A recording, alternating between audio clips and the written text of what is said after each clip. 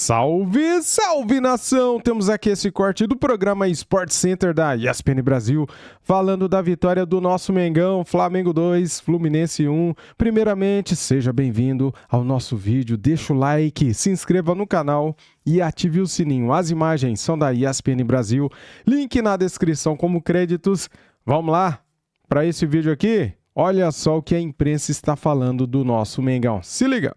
A gente já vê números, então, do Fla-Flu, tá? O Fluminense com mais posse, número de finalizações bem equilibrado. E aí a gente vai ver os melhores momentos do jogo, que já começa, não é, Eugênio? Com o Fluminense perdendo um de seus principais jogadores, o Lúcio Acosta, Eugênio. Sim, logo no início, né? Ele leva uma bolada no chute do Léo Ortiz. Em princípio, a gente pensa que é alguma concussão. Ele volta, mas ele é substituído porque na queda ele dobra o joelho, né? Quando ele está caindo em função da bolada, ele dobra o joelho e a lesão principal que tira o Lúcio do jogo é o joelho. Logo em seguida, o Lúcio foi retirado e logo em seguida tem esse golaço maravilhoso do Pedro. Não só pela finalização, que é impressionante, um altíssimo grau de dificuldade, mas pela leitura do lance. Pois é. Ele já sabia que o Fábio estava fora do gol, ele estava muito atento na jogada. O Fábio sai jogando errado. E aí é um mérito também coletivo do Flamengo de subir a marcação. Desde o Luiz Araújo, o Lino que recupera a bola. E aí, isso é um choque pro Fluminense, né? Mas a gente viu ali mais posse de bola por causa disso. A defesa do Fábio ali nesse chute é impressionante. Que a bola desvia e ele levanta a perna. Não é que a bola bateu, não. Ele levanta... Ele reage, né? Muita reação e muito reflexo, né? E aí tem esse golaço do Pedro, no cruzamento sensacional do Lino também. De 3 dedos, o Pedro vai com o peito. Não é o primeiro gol, ele tá falando, acho que é o 9º gol de peito. Acho que é o 7º. 7º gol de peito que ele faz. Gol de peito. Ele é especialista, né, nisso daí. E aí o jogo vai mudar depois das substituições do Fluminense. A gente pode depois debater com mais calma, né? Porque quando sai o Lúcio, entra o Ganso. Cara, o Flamengo perdeu muito gol, galera. Era pra ter feito 4-0 no primeiro tempo, pelo menos.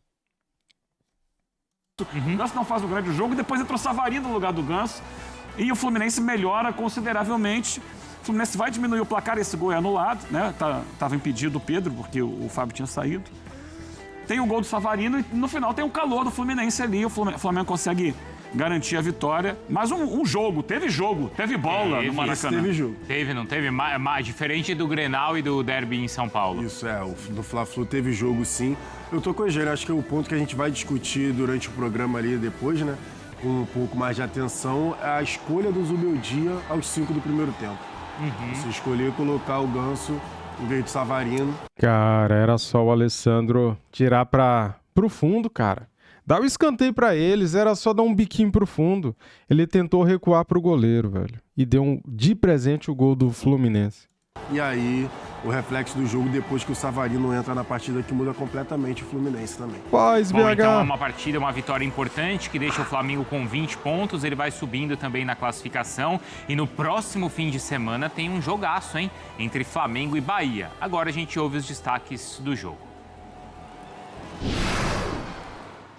Existia um momento que foi um momento até a bola na trave. Depois, de uma forma fortuita, apareceu o gol do Fluminense. Hoje, se a felicidade está do nosso lado da finalização, podíamos estar 3 ou 4, a falar de 3 ou 4 fácil até os 75 minutos. Como eu falei, eu não penso, né, nas marcas, acontece naturalmente, eu trabalho dia a dia aqui para fazer gol, para dar o meu melhor e ajudar coletivamente também.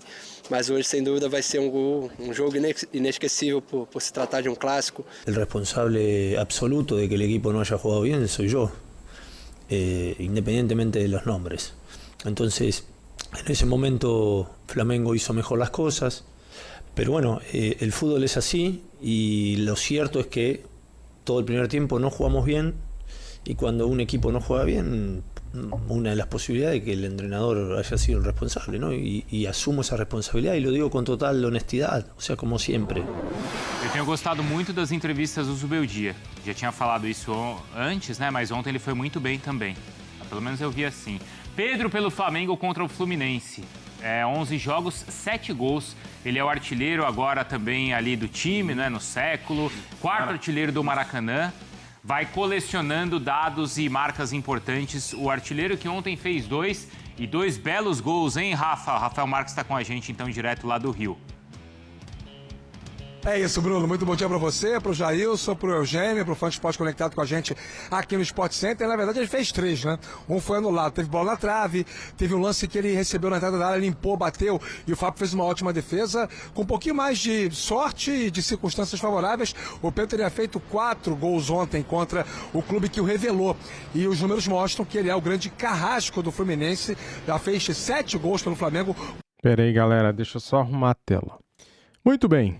Contra o seu ex-clube e atingiu marcas expressivas com o clássico de ontem. Agora é o principal artilheiro do Flamengo na era dos pontos corridos, no século XXI, 163 gols, enfim, números incríveis. Ele passa a ser o 6º maior artilheiro da história do Clube de Regatas do Flamengo e uma atuação que deixa aquela discussão sempre no ar, né? Será que ainda há brecha para o Ancelotti cogitar a possibilidade do Pedro jogar a Copa do Mundo por ser um centroavante específico, né? Uma situação que a seleção brasileira não tem. Mas esse é um papo para outra hora. Ontem, realmente, o Flamengo mereceu vencer o Fluminense, como os companheiros já destacaram, o Jailson e também o Eugênio.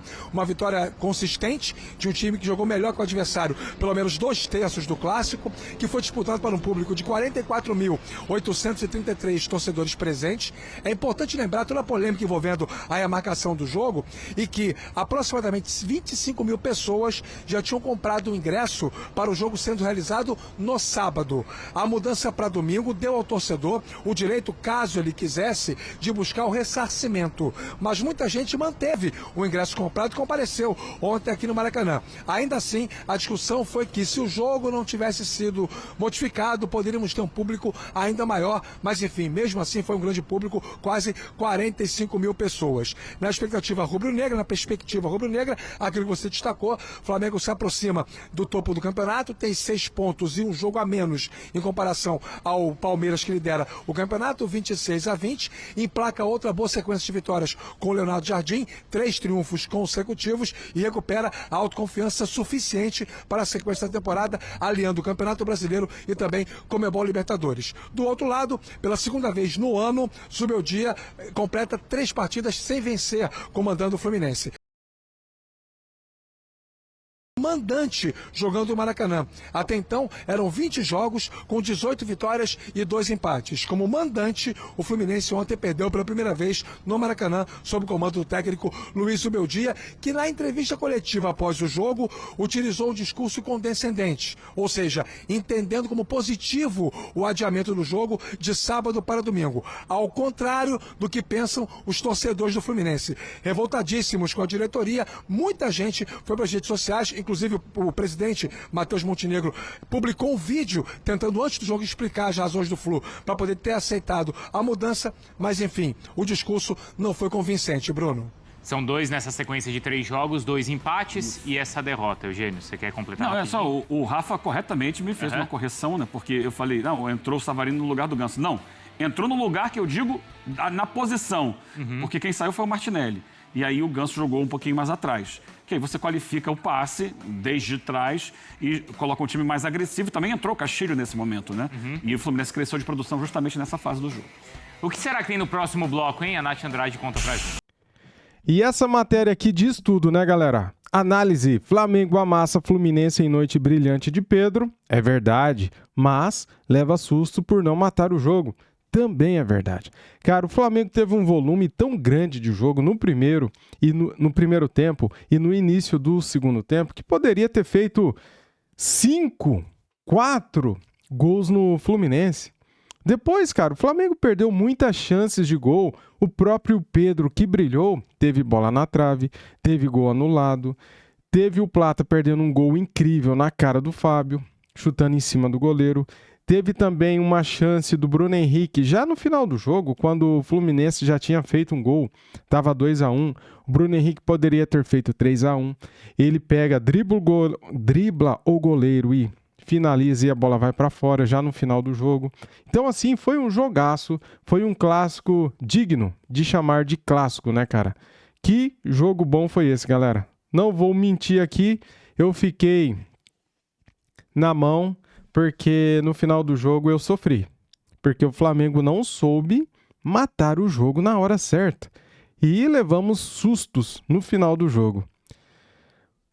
Ainda bem que vencemos. Flamengo é o segundo colocado na tabela do Brasileirão e agora vamos pra cima, né, galera? O próximo adversário do Flamengo é quinta-feira pela Libertadores e no próximo domingo pelo Campeonato Brasileiro.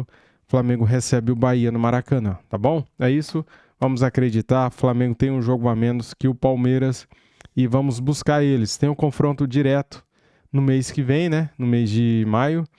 E vamos pra cima, vamos acreditar no título do Mengão, galera. Deixa o like, se inscreva no canal e ative o sininho. Valeu, fui!